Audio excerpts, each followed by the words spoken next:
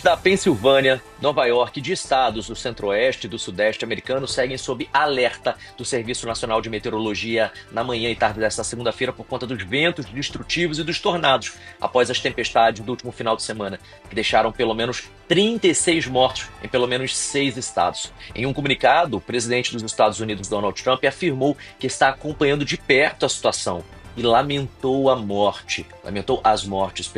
Trump disse que vidas inocentes foram perdidas, outras devastadas, e anunciou o envio da Guarda Nacional para o estado do Arkansas e garantiu apoio federal às autoridades locais.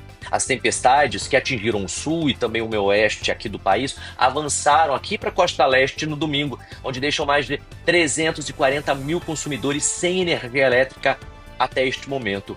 Os estados foram afetados dessa região, como por exemplo Missouri, que registrou o maior número de vítimas, 12 mortes em 5 condados, de acordo com a Patrulha Rodoviária Estadual.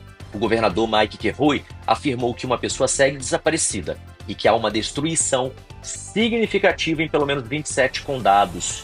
Casas, igrejas, supermercados, tudo destruído. Inclusive parques devastados, viu? Já no Mississippi, 6 pessoas morreram em 3 condados e outras 29 ficaram feridas, de acordo com o governador Tate Reeves. Ao todo, 21 condados registraram estragos.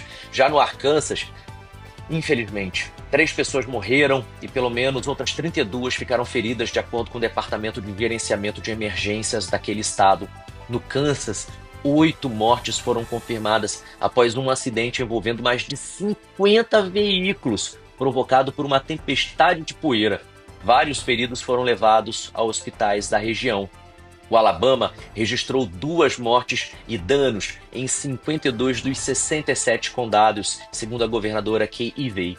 No Texas, tempestades de poeira causaram colisões perto de Amarillo, resultaram aí em 3 mortes.